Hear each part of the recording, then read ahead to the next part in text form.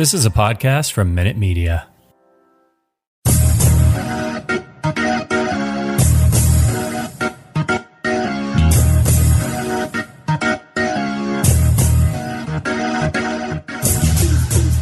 Hello, and welcome to the Over and Back Classic NBA podcast. I am Jason, and with me, as usual, is Rich. Hello, Rich. Hey, what's up? Not a whole lot, just here to celebrate the life and career of the great Bob Lanier, one of the greatest big men in NBA history. Unfortunately, gets a little bit overshadowed because of the era that he played in, but, great player from pretty much every account, a great guy, great ambassador for the NBA, and a really big loss for the NBA community. Absolutely, yeah. It's a pretty tough week here with Lanier passing away, and a guy that, we'll talk about his entire career and try to shine as much of a spotlight on his career as possible because, like you said, he is a guy that gets definitely overshadowed, playing the same position while, arguably the greatest of all time. Was playing, so it's kind of tough, when you're playing the same position as him, and it was a tough era for him to play in, and his teams obviously weren't as good as Kareem's teams, and weren't as good as some other teams in the league, and so that kind of helped him, get overshadowed a bit. But I think in this week especially, it's one of those like unfortunate things where someone passes away, and it's like that's when people really start going like, hey, wow, this guy had like a really cool career, and he did a lot of cool stuff after his playing career as well, and here's the fun facts and all that sort of stuff. So I will try to shine as much of a spotlight on him and his career, but I think his post-career stuff is just as pretty awesome too. So excited to kind of jump into that. Yeah, absolutely. Yeah. So just kind of overview. He was nicknamed Dauber. Also, we got Bob here on the Basketball Reference. Bob, yeah. Bob-a-Dob.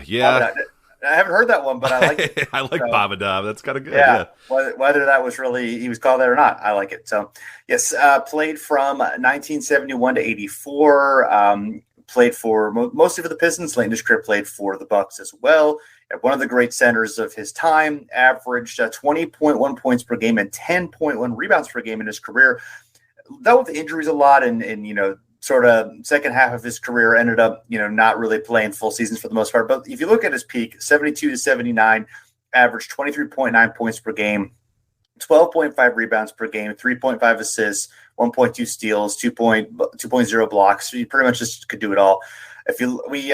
When we were diving into 50 greatest players, our series we did many years ago, we were considering him a candidate for that. If you look at some of the ranks he has all time, 44th all time PR, 55th in win shares, 55th in win shares for 48, 34th in blocks box plus minus, which of course only measures after 74, 64th in value replacement player. So definitely still, a guy who has a case for, top 50, top 75 of all time. Unfortunately, just missed both those teams in the NBA's 50th anniversary team and the 75th anniversary team. It would have definitely, I think a lot of people felt like he would have been the 51st guy had they done that in 1997, when they did the NBA's all-time team. But eight-time All-Star. Interesting, never made an All-NBA team. And you already kind of alluded to this because tough competition, unfortunately, at his position. So right. I mean, you got Kareem, obviously. But if you look at the guys who were all NBA during Lanier's prime, remember at this time there's only two teams. Right. No third All-NBA team. So, another important distinction there too. So other guys who made the team during the time, Kareem. Good. You got Willis Reed. Mm-hmm. You got Wilt Chamberlain. He's pretty good, yeah. Dave Cowens. Yeah. You got Bob McAdoo. You got Bill Walton. You got Moses Malone. And then, guys who didn't make it during that time. You got Artis Gilmore. You got Wes Unseld. You got Nate Thurman. So, it's pretty hard to make that team. You would have thought, one of those years he might have snuck in at a second team. But, just so many great big men during that time. It's like, when you actually look at the guys who made it, and he was the third best big man in the league for a lot of that time, as guys kind of bounced up and down, but never quite made it to the second team. In fact, in 1974, he finished third in MVP voting, but he was behind two centers, Kareem and Bob McAdoo. So it's like, you think, he was just an 8-time All-Star. Like, he never made the All-NBA team. First of all, why are you saying that voice about it, like he was being sarcastic about it, like he was so great, but but yeah, what they need to do is similar how people have conversations these days about like, we should just have like, backcourt and front court or whatever. They should have had two centers, two centers on the All NBA team, and then I don't know. Sorry, point guard. There's no point guard. Who cares? Yeah, we got two centers. Yeah, right. Yeah, you got like 8 centers of the team. Of 10. Right.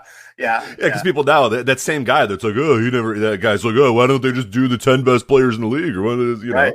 Okay, fine. Then they're all centers. Yeah, great.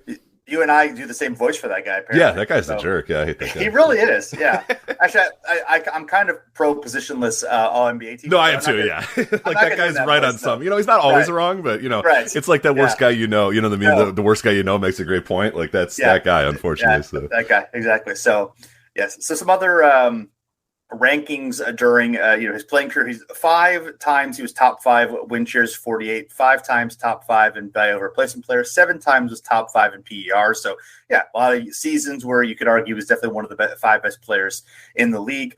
Also 6 times he was top 10 in points per game, 4 times top 10 in rebounds per game, although he was never in the top 5 in either for whatever reason. But yeah, he was, unquestionably the leader, top player in the Pistons during the 70s, just an incredibly athletic shot blocker, despite the knee problems, which we'll get into. He had a huge body, great score defender. And also he had a great shooting touch and a great hook shot, other than Kareem, had one of the best hook shots in NBA history. And this has been disputed in some quarters. I'm going to go in this instance with Print the Legend.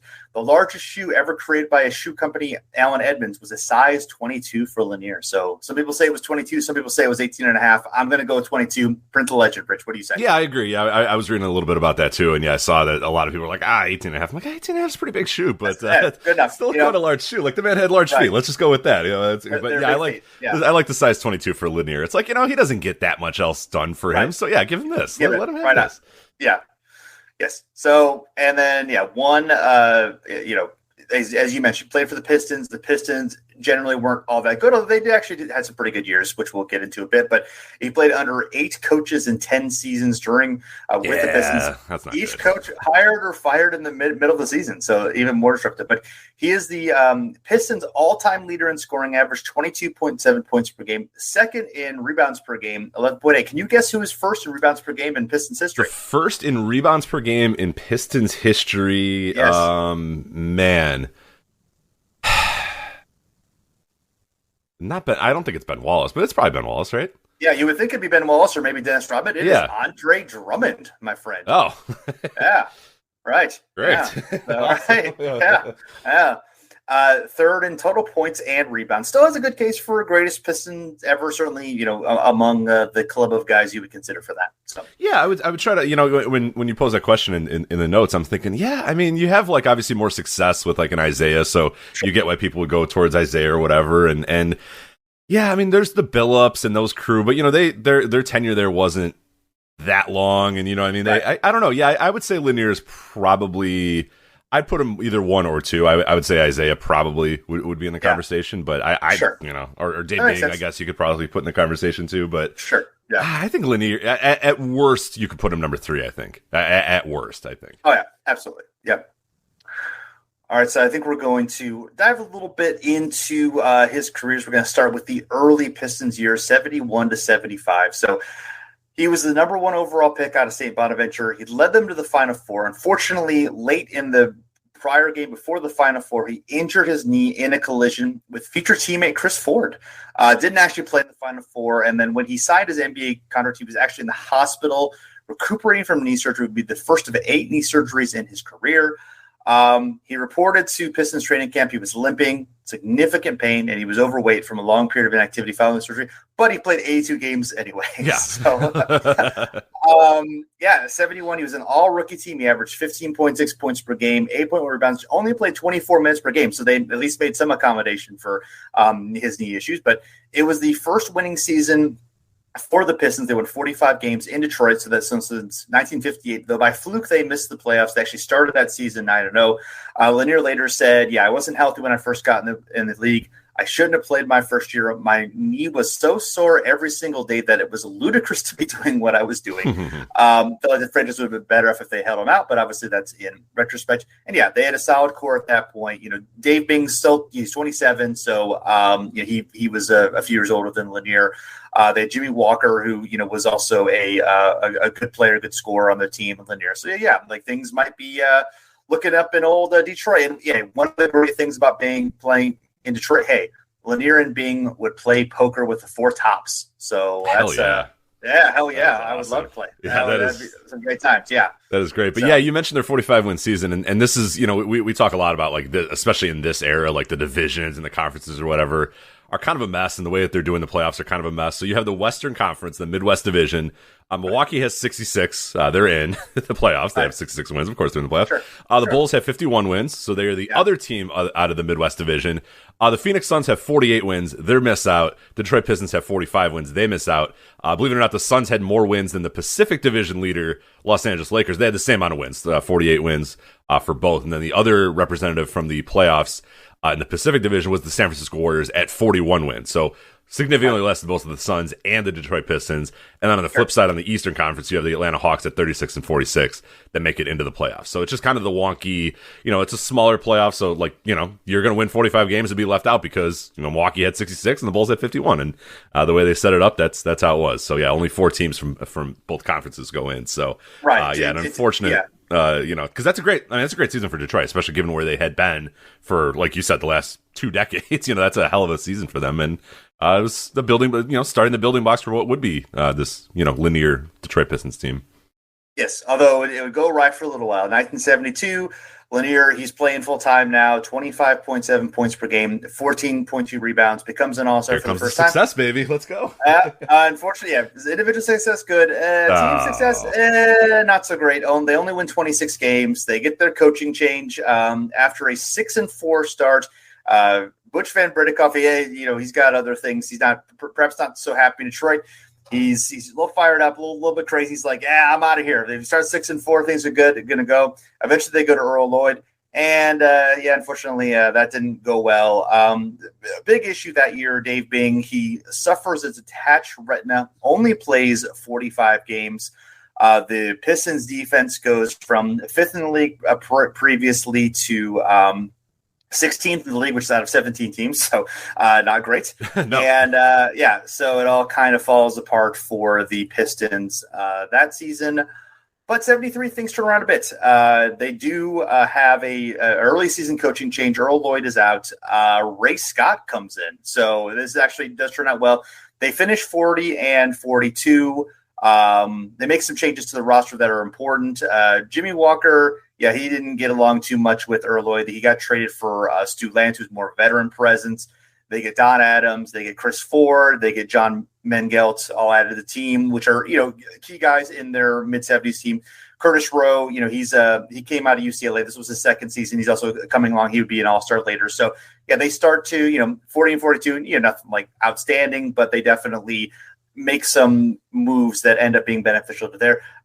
Scott is a much better coach for the team. He's he's younger. I mean, obviously, Earl Lloyd, he was a great scout, and he was a really important player in the 50s, but he's significantly older than them. Where Ray Scott had just played in the league recently, closer in age to the guys, closer to what the more modern player. Mm-hmm. And Lanier credited him with improving coach. Said, "Hey, we took over." He took over. We started playing collectively as a unit. We had a good feeling. We related well to one another, and that pays dividends the next season. Absolutely, things really finally get on track. Finally, yes, 52 wins, which is they the franchise's best SRS and record that they would ever have until the 1988 season. And actually, a funny thing. Had the rules not changed about 2 teams per division making the playoffs, the Pistons actually would have missed the postseason. So great again, because they were 3rd in the division behind the Bucks and the Bulls. Again, funny, basically the same story in 71. And then Lanier, 22.5 points per game, 13.3 rebounds, 3 blocks per game, 1.4 steals per game. gains the reputation as one of the best defenders in the league. Although, interestingly, he never made an all-defensive team. But the reason he didn't make an all-defensive team is basically the same reason he never made the all-NBA team, is because the centers were so great. And Nate Thurmond, was making that defensive team pretty much every year. You had Kareem making it sometimes, Walton later, other guys like that. So perfectly understandable in context, but just sort of interesting. Lanier, he led that season's All-Star game, 24 points, named the All-Star game MVP. And the Pistons, unfortunately, at least for them, fell to the Bulls in the Western Conference semifinals, a classic Game 7. Lanier's great in that series, 26.3 points per game on 54 true shooting, 15.3 rebounds. But the Pistons, they made a huge comeback in Game 7, but unfortunately, with 3 seconds left, Dennis Autry of the Bills tips an inbounds pass by Bing. Norm Van Leer dribbles out the clock to preserve the Chicago victory. And Ray Scott would later say, "I'll never forget that series with the Bulls. Bob was a Spartan. He did everything that we could possibly get him to do. He, in my opinion, at that time showed that he was one of the greatest in the league because he was competing against Thurman and Cowens and Reed." And he also said, "He was as good a big man as I've ever seen, and I grew up with Wilt Chamberlain." There it is. That's high praise. Yeah, it's an all-time great series. I mean, most games are pretty close. Right. Game 3 decided by 1 point. Game 5 decided by 4 points. Game 6 decided by just a couple points. And then Game 7, as you said, just 2 points as well. So a very, very close, hotly contested 7-game series. Could have easily gone any other way. And like you said, literally a tip-in is what really does it for Chicago. So yeah, really, really cool, all-time great series. And yeah, it's disappointing that somebody had to lose that series. And right. It's a really, really cool one.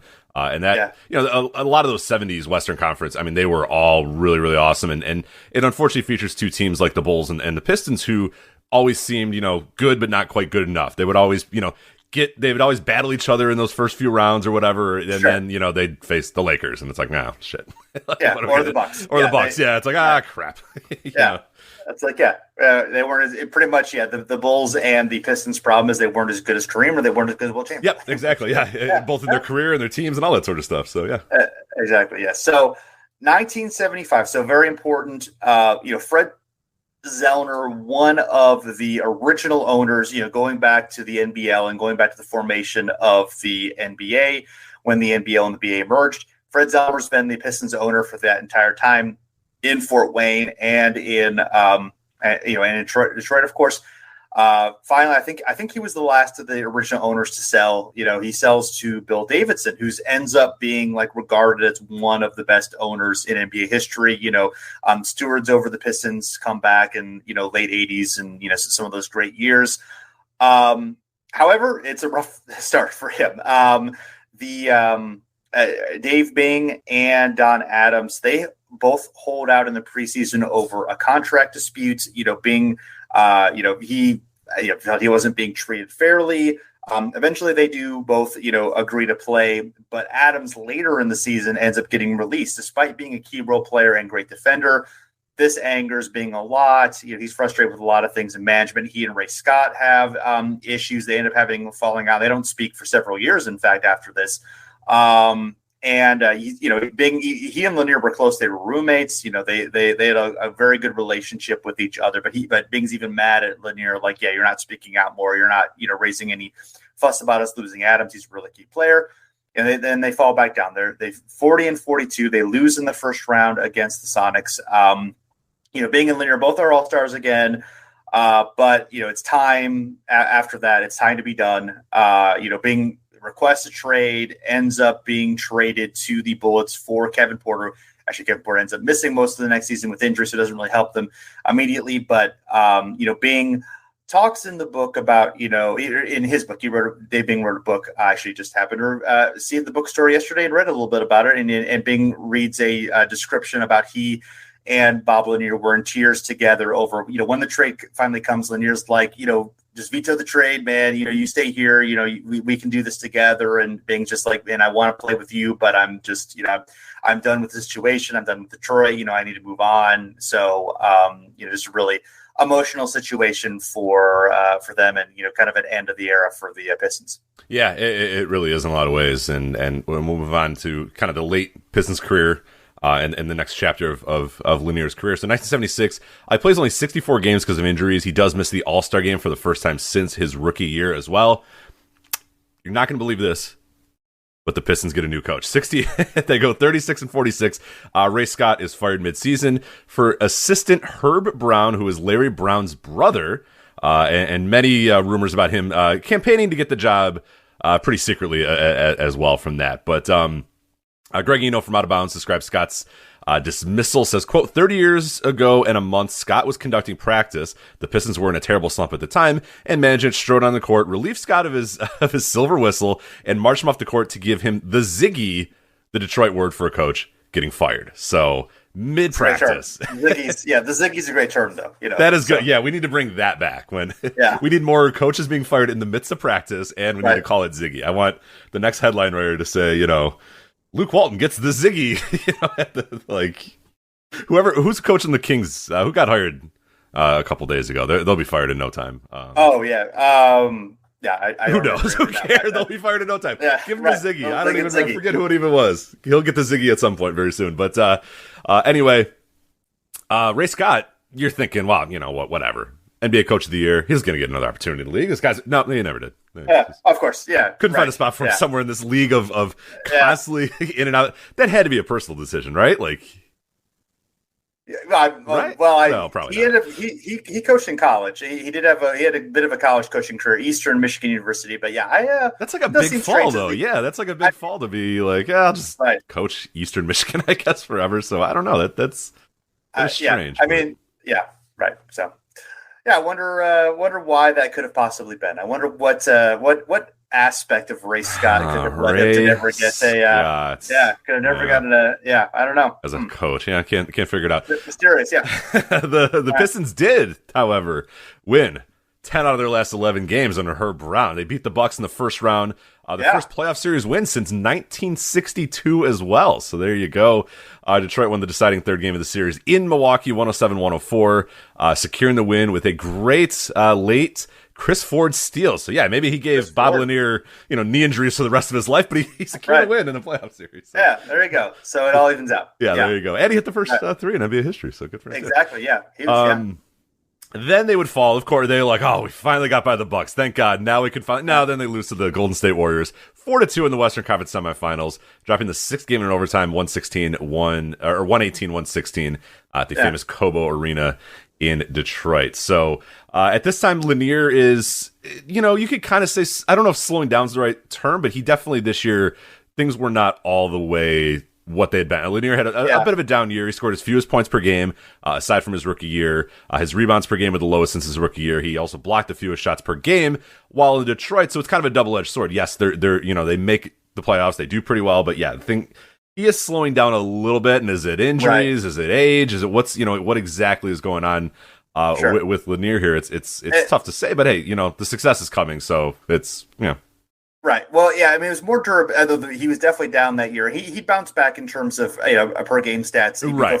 21 and 25 points per game, but it was definitely more availability now. Now he's playing 64 games per year, 53 one year. I mean, he never really. He has one more year where he plays anything close to a full season again. So, but he was definitely a bit down in productivity. But they definitely delivered well in the playoffs, and have a nice little run there.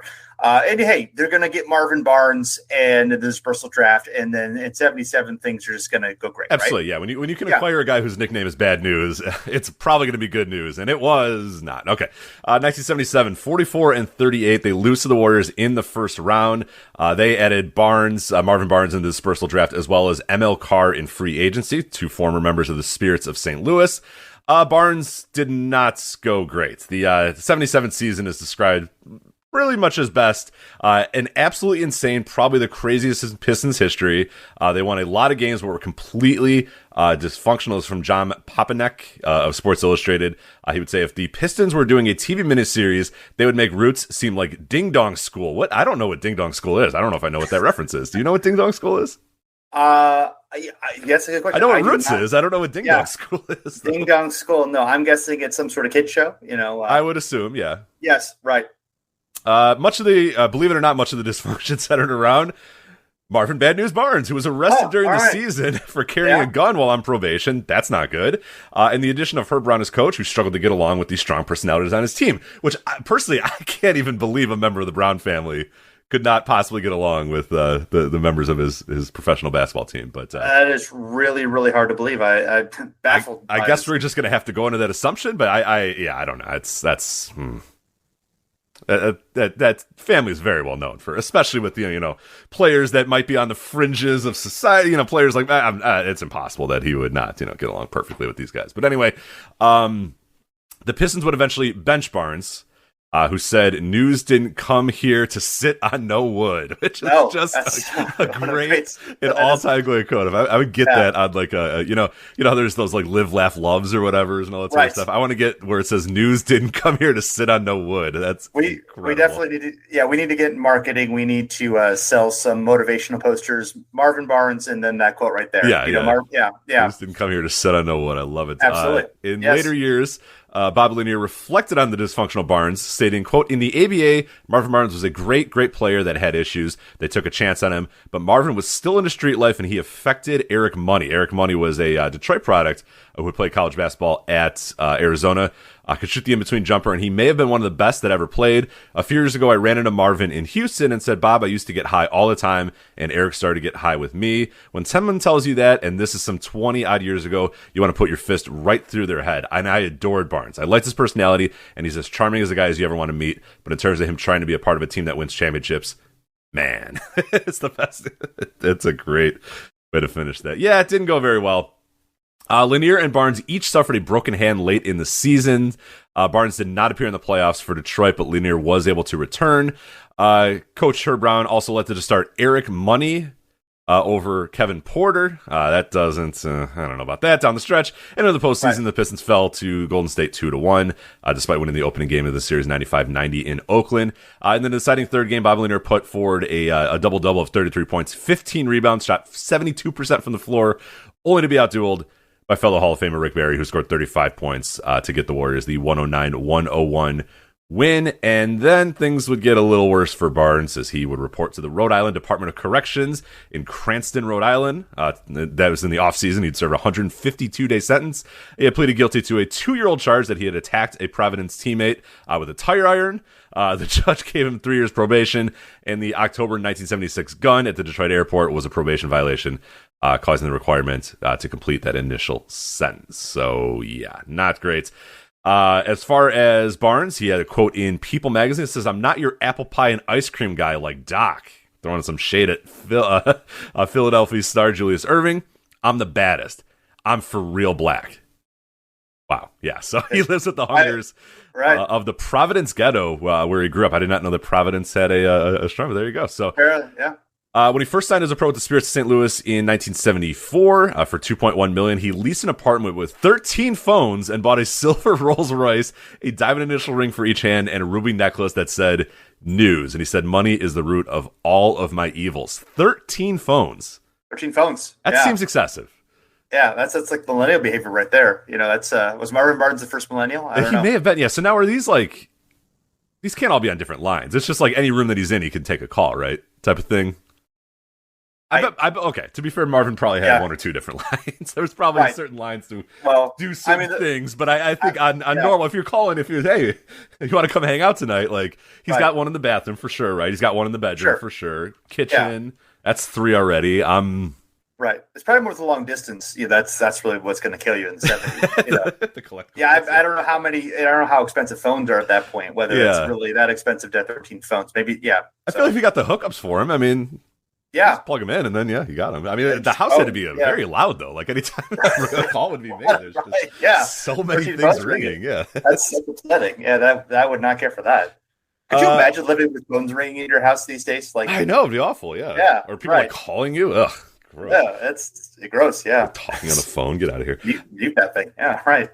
1978, so after spending the offseason in prison, Barnes was traded to the Buffalo Braves in November, bringing Gus Gerard and John Shumate to Detroit. Believe it or not, you're going to be shocked by this once again, Jason, but Herb Brown replaced as the coach by GM Bob Kaufman, who 3-time All-Star. He was hired soon after his playing career. He was the GM at this time as well, so they that, well, why don't you be our coach too? He was the GM and the coach. That usually goes very, very well. And even in today's NBA and that NBA, it always goes well when you get a GM and a coach at the same time. But then the team would miss the playoffs for the first time in 4 years.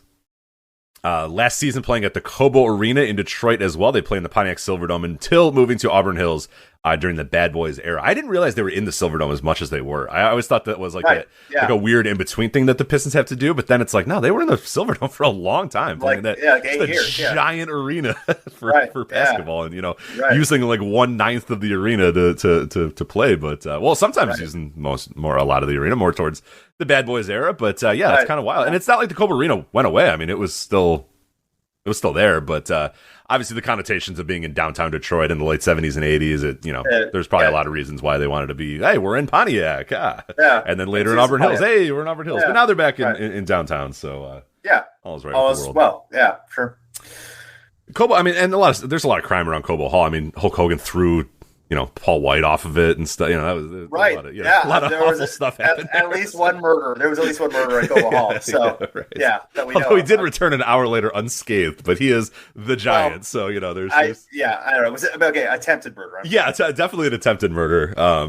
Honestly, more like reckless homicide, I would say, because Hogan did not want to, and he immediately went like, "No!" after he did it. So they were pushing and shoving. One thing led to another, and then there goes Giants. I'm sure there are worse crimes that we could try Hulk Hogan for than that. So. Right. But anyway, the Pistons finished the season 38-44, fourth place in the Midwest. Tensions lingered from the previous season, especially between Coach Herb Brown and guard Kevin Porter. That's going to happen when you bench a player that's pretty good. And like we said, Porter said, this year, when I'm yanked, I'll accept it. And Brown saying, I may have made some mistakes. Team captain Bob Lanier would add, you can't change human nature. To be fair, they should trade one of them. So I like that he's like, instead of taking, it very clearly like, look, I don't know. These guys are just annoying. Trade one of them. I don't care who it is. Get rid of one of these guys. Why not? Get rid of both of them. I don't care. Right. So they did that. Porter was traded in November, 8 games into the season to the New Jersey Nets, and he would lead the NBA in assists on the season. And then Brown was fired a month later. And then with Brown gone, Porter returned via a trade the next year. So play a little brief period in New Jersey, then come back to Detroit again. And then unfortunately, near more injury issues for him, he'd miss the Pistons' final 12 games of the season after having knee surgery. Detroit would go 5-7 without Lanier and missed the playoffs. So quickly here, we'll go through these last few years because things are not going great in Detroit. The good years are in the past for sure. 1979, the Pistons moved to the Eastern Conference. They had been in the West since 1951, except for 3 years in the late 60s pre-conferences. And then Lanier's still very productive, 23.6 points per game, 9.3 rebounds per game. Still an NBA All-Star, but as you mentioned earlier, just limited to games. Like those days of him playing 82 and 81 and being like, I was limping, but I was still playing 81 games or whatever. Those are pretty much done. He's like a 60 to 50 game guy now, 53 games this year. The team goes 30-52, which is wild because they had Dick Vitale as their coach, and that Dick Vitale, and was it awesome, baby? It was not. It was not at all. Not awesome. They were bad. No. He was hospitalized with stress during the season. He also really, really liked drafting guys from the University of Detroit, where he had coached previously. And to be fair, both guys did play pretty well. John Long. So it's not just like, hey, I'm drafting these guys because I know about them. Like, they did pretty well. John Long had 16.1 points per game, and Terry Tyler had 12.9 points per game and 2.5 blocks per game. So good for them. But missed the playoffs. And then that leads us into 1980, where, we're adding Bob McAdoo. Yeah. This is going to go great. We've talked about this before. You had Bob McAdoo. You put him with Bob Lanier. What could possibly go wrong except for, two Bobs. Yeah. Pretty much everything. So they get infamous trade with the Boston Celtics, giving up 2 first-round picks, including what turned out to be the number 1 overall pick in 1980. But, who are you going to draft? It's no one really that available. Sure. 1980. Yeah, it's going to be good, yeah. What do you get? I mean, number 1 overall pick in 1980 draft? I mean, good, I'm sure. To be fair, Anyway, they went 16-66. Not good. Vitale is out. Jason, again, shocking. They switch coaches. Richie I always forget. Adubato. I always can never get that. Adubato. I think about it, and then I guess, comes out, and I forget it. But that guy. The B and the D. Yeah, you want to switch them. Yeah, exactly. Yeah, I want to make it Abu. It's Adubato. Yeah, exactly. I always want to. Even though that's Jesus. 4-8 start, the worst record in the NBA since the 1973 Sixers won 9 games, which is like, you had Bob McAdoo, yeah, Bob Lanier, what's going on? How is this happening? But well, they not going to have Lanier for the whole time because Lanier's last game for the Pistons is on December 26, 1979, after which the Pistons were 9-28, and then later with the Pistons at 14-40. Lanier is traded on February 4th, 1980 to the 29-27 Milwaukee Bucks for Kent Benson and the 1980 first-round pick Larry Drew, later selected there. The Bucks with Lanier finished the season 20-6 and fell to the defending champion Sonics in 7 games in a very, very classic series. Lanier kind of felt like his old self a little bit here. He averaged 19.3 points per game, 56.5 true shooting, 9.3 rebounds per game, 4.4 assists per game, 1 steal per game, and 1.1 blocks per game. Definitely outplayed Jack Sikma as well. And he had 19 points and 15 rebounds in the deciding game. So Lanier said of this trade, I wanted the trade. I got to Milwaukee and the people gave me a standing ovation and really made me feel welcome. It was the start of a positive change. I just wish I had played with that kind of talent around me when I was young. But if I had Marquise Jansen and Sidney Moncrief and all of them around me, damn. So I like that. I like that Bob Lanier finishes every quote with damn. Damn. That's awesome. Yeah. So Richie Adubato also, he coached the 93 Mavericks. I was going to say, season. maybe don't hire him as your coach. Things don't seem to go very well. Hey, so. He had one season above 500 during that time. Yeah. So the 90 Mavericks, he can hang his hat on the 42-29 record with the 1990 Mavericks. So the rest of it didn't go well. Yeah, a lot of not great teams too. Yeah, I wonder if you're like trying to. There should be like a modern team that if they're trying to tank, then they'll grab him and get out about it. Yeah, he's only 84. Yeah, a little old. Might not relate to today's players very much. But, right. Yeah. I think he had if I remember correctly, he was actually pretty damn good in the WNBA, right? Didn't he coach the Liberty? He coached the Liberty for a bunch of years. I don't know if he was in 3 NBA finals with the Liberty. Lost all 3 of them. But you get to the finals, that counts for something. Good. So that's good. Made a conference finals with New York, and then he coached Washington as well. Lost in the first round there. Not as good in Washington, but all right. Well, there you go. So don't want to disparage about it too much. Yeah, I didn't realize that. So cool. Drop Richie Adubato facts on the Bob Lanier podcast. There it is. Yep. Anyone wants to correct us on our pronunciation of Adubato? That's my best guess. I don't actually 100% know, but we'll figure it out. Okay, going to Milwaukee. So his first full season with Milwaukee, 1981, and his numbers individually are down a bit. As the team has a more balanced roster. However, they win 60 games. He averages, 14.3 points per game, 6.2 rebounds. The team's second in the NBA and SRS, second in offensive rating, third in defensive rating. Great team. But hey, they had just moved to the Eastern Conference as well, as a little bit later than Detroit did. So, had they been traditionally in the Western Conference, they might have actually gone to the finals. But hey, here behind they got Philly and they have the And the Celtics, of course, were both great. And hey, they lose to a slightly better team in the Eastern Conference semifinals, Philadelphia in 7 games. Lanier's still great in the series, 17.6 points per game, 7.4 rebounds per game, but it wasn't enough. But I was surprised to learn, going back a little bit to the previous season, the fact that Lanier made so much of a difference in that prior season, because they were 29-27 when they acquired Lanier. They finished 20-6, and he really does. He's a really big boost to them, in those first few seasons where they really where he still has an active role. He's more of a role player now, as you said. They have a lot of depth. They've got other big men who can spell him. But he definitely, is a big part of those teams. He's not just kind of like hanging in there, Yeah, no, and it's the numbers go down, so you might look at it and go like, oh, Lanier, but he integrated very well, and that credit to him as well. Is a guy who was the lead guy, a multiple-time All-Star. It would have been a lot easier, easy for him to come in there and be like, hey, I need my touches, or I need to be scoring 20. But he was just like, nah, man, let's do what we got to do. I'll spread the ball around. I just want to win. I just want to get on a team that wins. I've had 10 years. My knees hurt. I just want to win, and was able to kind of sacrifice a little bit. Did not shoot as much per game. Almost, I think, 8 or 9 less shots per game, in some of those late Bucks years. And the scoring is, 14, 15 points a game. At later years it'd be 10, but again, he just wants to win. He just does whatever he can to try to help them win. So credit to him because, a lot of, players that had been, 8-time All-Stars or whatever, 7-time All-Stars aren't as adaptable to like, hey, you know what? I don't care. I just want to win.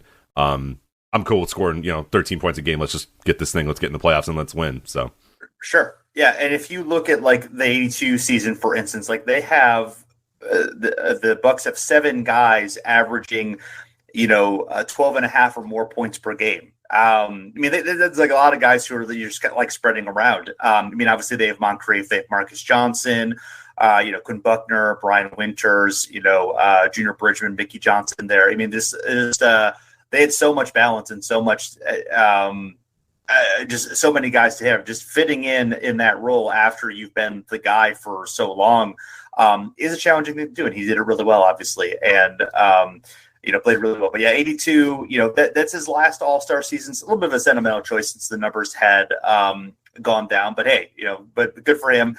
The Bucks had 55 wins, but they fell to the Sixers again in 6 games. In the 83 season, they add Dave Cowens, who had retired in 1980. He and Lanier almost kind of split the season. They both played around 40 games or so. And Cowens actually didn't play in the postseason.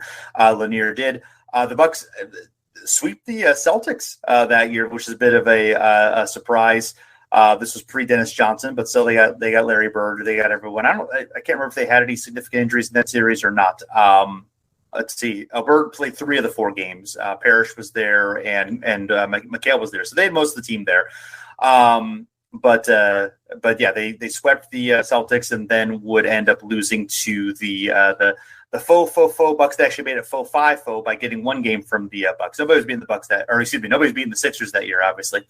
This is also around the time where Lanier, he had become president of the Players Union, I believe in 80, and then he helped negotiate a collective bargaining agreement in 83. It avoided a strike, it introduced a salary cap, formalized revenue sharing between players and owners, and introduced regular drug testing. So obviously really, really important in the league's history, helped kind of create a framework that allowed the league to grow later in the 80s and into the 90s. And,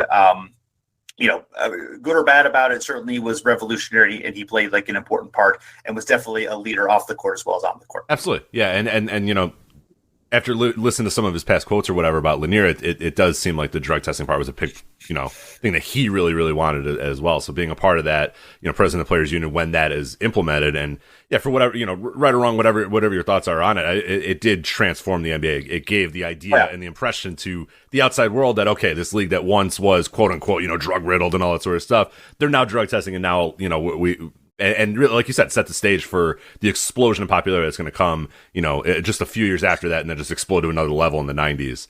Right. That drug testing is a big part of that. The entire CBA, that CBA that, Lanier is a part of making is a big reason why a lot of that stuff will happen later. So credit to him for sure. Mm-hmm. And then, Lanier in his final season, 84 season, probably the highlight of it, although he actually played pretty well, he played 72 games his last season, so he still, his numbers were still fine. The Bucks, they were getting a little bit older. They fell off a little bit as a team. They won 50 games. They beat Atlanta and New Jersey in the first round before falling to the Celtics in the Eastern Conference Finals. But it was a situation in the Pontiac Silverdome where he became angry with Bill Laimbeer, of course, who kind of taken over Lanier's place as center of the Pistons, popular in Detroit, but not really anywhere else. They got entangled, and then Lanier decided, hey, I'm going to punch Laimbeer with a left hook and break his nose. So I support Bob Lanier in his endeavors. Yes, please. Right. More people should have punched Bill Laimbeer and broke his nose, I think, personally. Yeah. I don't disagree, Rich. So yeah, he got a $5,000 fine, and also the Pistons. That situation, they decided they would not retire his number until 1993. So worth it, honestly, worth it. Probably, I'm sure. Yeah. So yes, he officially retired. September 1984, said recurring knee injuries is the reason for his retirement. It had been before the 85 season. And they made the Eastern Conference Finals twice. The Bucks, obviously didn't win a championship, didn't make the finals, but, did some great things. After his retirement, Lanier then became a special assistant to NBA Commissioner David Stern and embraced being an ambassador for the league. And, I remember that The thing that I think of Bob Lanier is thinking about all those NBA Cares commercials, of thinking about like just so many commercials. You see former players and you see Bob Lanier on there, and that's really what I think of. Before I ever really knew anything about Bob Lanier as a player, just growing up, just all of those. Every time the NBA had an event, anytime anybody was interviewed, anytime there was anything where they were trying to highlight, like see something off the court, you'd see Bob Lanier there. Doing some big giant suit because he's just a giant man, and I'm the same way. Like I knew him as guy that wore suit and was at events more so than I knew him as a player. But yeah, you could just see what a hulking presence he was. Even there, because he's with other NBA players, he's with other human beings. You're like, that guy is massive. Good Lord, look at that guy. And yeah, I remember him more as a guy in glasses with a giant suit. There at every single NBA Cares event, every single charity event, every All-Star weekend, all that sort of stuff. That's how I knew him before I even knew of his playing career. So yeah, he became arguably as famous for an entire generation of fans as that kind of guy, like you said, more so than even the player. Yeah. And then, one of his contemporaries, Willis Reed, said, Bob probably wasn't as good a total player as he could have been because of the knee injury, but he was still one of the best all-around big men to ever play the game of basketball. So that's it's not bad. No. And if you ever seen him play, I mean, there's I found on YouTube there's like a 45-minute compilation of like Bob Lanier a video out there. It's really cool, and they like split it up by like, here he is scoring on the right block, here he is scoring on the left block. It's awesome, and I watched all 45 minutes of it because I'm a maniac. But one thing that you notice from Lanier is like he plays like a man whose knees hurt. You know what I mean? Like every time you see it, this guy, if like he was fully healthy, would have been even better because like you could see that his body is just massive. He's just a big dude. But you could tell that he's kind of has a limp to him. He's got sort of a slow stride to him, but he's still like scoring at will. I mean, he's just so crafty, great footwork. And like I said, one of the things that shocked me the most was how good of an outside shot he had. And he would be able to, shoot from 15 to 16 feet easily. And you're like, man, like in any other era, like, God, that guy would have been insane. Like a dude who can back it down like that, who has great, like behind the, back to the basket, great, like you said, great hook shot. And then also could shoot from like 15 to 16 feet. I mean, man, that you see why he scored so much despite, and you see him run and you're like, oh my God, he looks like he's in insane pain, like constantly. And well, he kind of was, but I was able to live a pretty decent life after the NBA. And like you said, what became a pretty prominent figure in the charities and NBA Cares and all that sort of stuff after his career too. So absolutely, yeah. All right, some key games, quick little key games of Lanier's career. His debut game, obviously that one is very prominent. As you said earlier, he obviously injures his knee in the regional championship game in a collision with Chris Ford of Villanova. The aforementioned Chris Ford, first guy to ever hit a three in NBA history. Regardless of that, Detroit Pistons still select him first overall in the 1970 draft.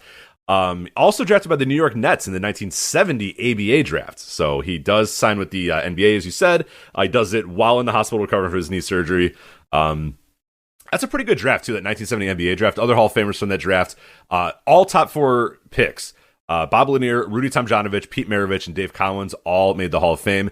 Second-round picks Calvin Murphy and Nate Archibald are also Hall of Famers. Seventh-round pick Charlie Scott. And then eighth-round pick Dan Issel, also your Hall of Famers. Eighth-round pick Dan Issel, a Hall of Famer. But Lanier does, despite the injury, got through the pain to play his debut October 14th, 1970 against the Seattle Supersonics. Detroit wins 113-117. Lanier has 22 points and 6 rebounds. Dave Bing has 25. Jimmy Walker chipped in 22 there. So, and you mentioned a little bit as well that he just was never healthy that earlier year. He would say that he probably should have just sat out. Would have been better for him, would have been better for the team, but he just didn't do it. He kept going.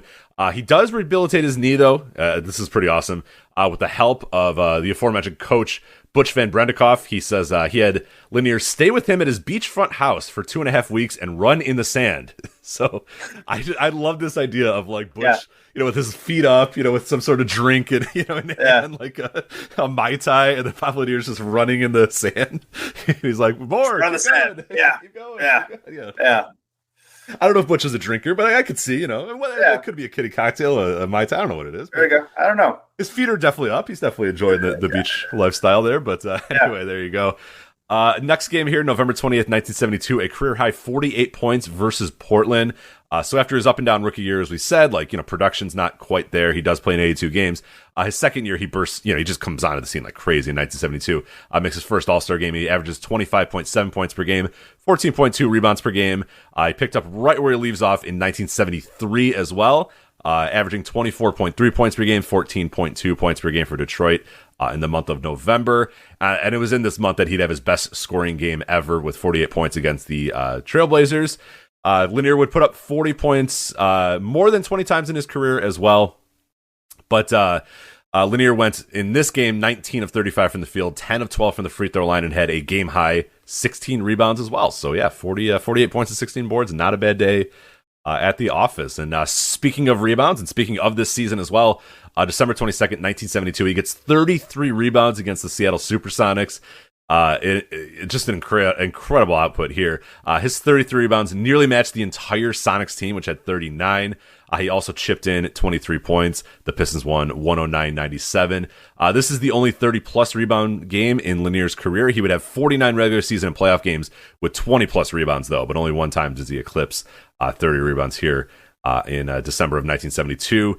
1974, the All-Star Game. You mentioned that earlier. He's the All-Star Game MVP. He apparently loves the air up in Seattle, likes the Space Needle, likes Mount Rainier. I don't know what it is. I guess, yeah. Because he's grabbing rebounds against Seattle. Portland, he's scoring a bunch of points. He just likes the Pacific Northwest, I think. So he likes a little cloud cover, a little, hey, I don't blame him. I do too. I like the Pacific Northwest too. So he takes part in the 1974 NBA All-Star Game, his third All-Star berth over the first 4 years. On this night, though, he is the most valuable player, scoring 24 points. En route to being named the MVP. Now, okay, here's a little bit of issue I have. I don't want to take anything away from Lanier. I didn't want to take away his having the record largest shoe or whatever. Okay. But Spencer Haywood has 23 points and 11 rebounds in this game. Bob Lanier has 24 points and 10 rebounds. So he has one more point, Bob Lanier, and one more and one less rebound. Okay. Spencer Haywood plays for the Seattle Supersonics. Sure. We could give it to the hometown guy.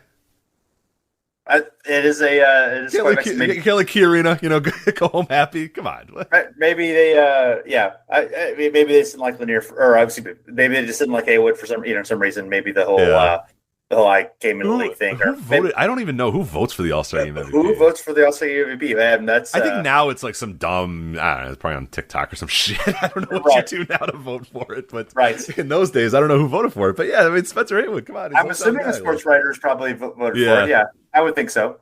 Well, I can't imagine sports writers having a vendetta against any players, so that's impossible if that could happen. So there must have been another reason. But all right, either way, what's awesome is Spencer Haywood and Lanier were on the same team, and they dominated for the West, giving them the 134-123 win. So good for them. 25-point triple-double here, March 12th, 1974. One of Lanier's best games of his career. He puts up 25 points, 19 rebounds, and 11 assists to help the Pistons beat Golden State 113-108. He should have just played in the West Coast, if we're being honest. Clearly the air was helping him. Clearly his bones were better. I mean, Detroit was... honestly... yeah, I mean, I'm sore constantly in the winter in Chicago, so yeah, maybe he should have not played in Detroit. This would have worked out great for him, but...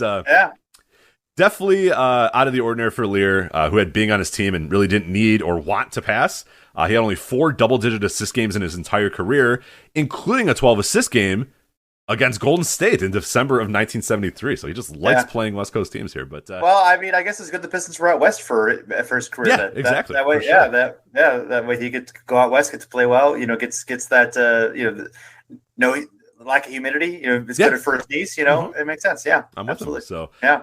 Playoff debut here, March 30th, 1974. So nobody would obviously confuse the Pistons for the Boston Celtics in the early days of the NBA, in the early days of professional basketball. But they were still a team that made the playoffs regularly.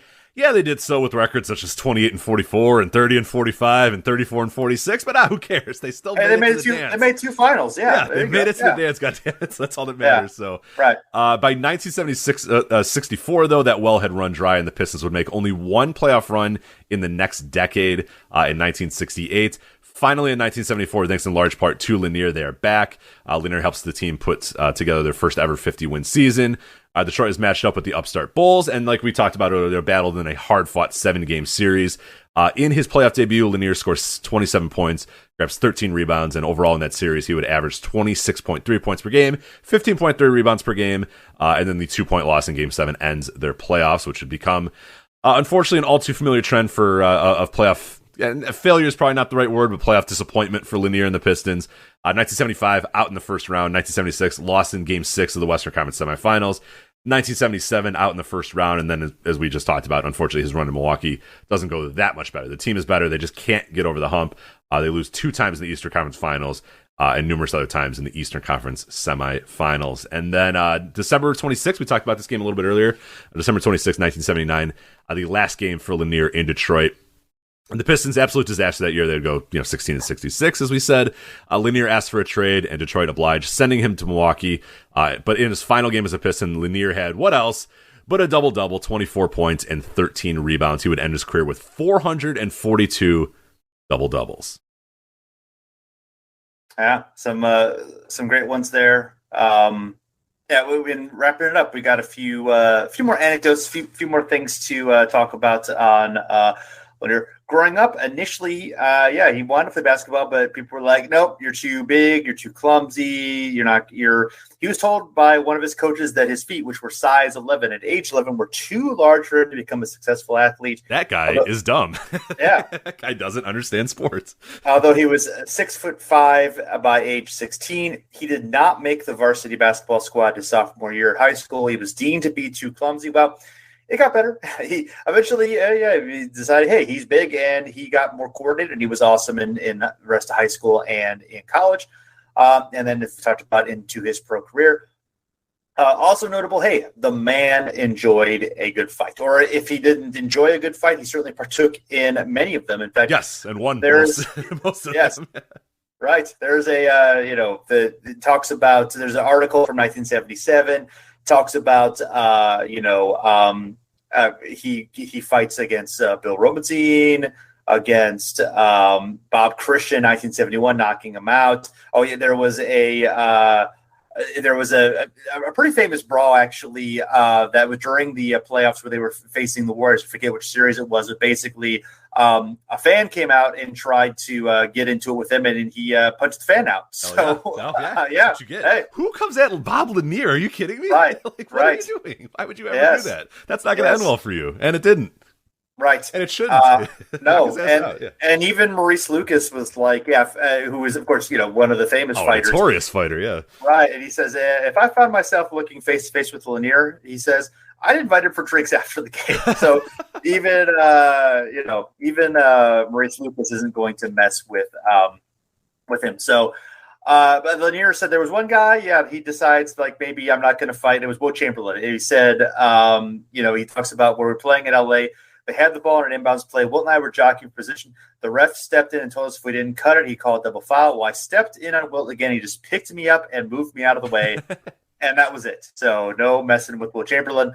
One of my favorite stories here is that, when he was at, NBA Cares or whatever events that he was going on, once Shaquille O'Neal came into the league, people figured I'm Shaq's dad. And then he just said, people would tell him, oh, you're wearing them big shoes. And he just go along with it. Yeah, I'm Shaq's dad. He just didn't even bother correcting people at a certain point. He's like, yeah, he's going to do that.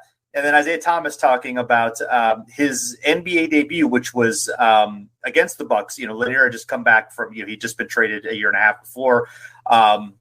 So it was still novel for him to be playing in Detroit. He's like, I was having some success in the game early on. He was coming down the lane, and he said, I remember Lanier literally grabbed me out of the air, gently set me down, and said, don't come down here no more. And for the rest of the game, I became a great jump shooter. He was one of the true enforcers of the game. He patrolled the paint. I remember the moment vividly in my head. This is from the Detroit Free Press obituary for Lanier. So and then as we said, after of course was an ambassador in the NBA, he became involved in 1999 in the NBA's Stay in School program.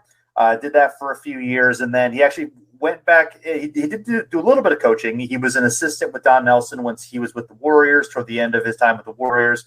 That was also during the time in which Nelson was having some issues with Chris Webber. Thought he would maybe try to help out with that. Didn't really work so much. Nelson ended up stepping down.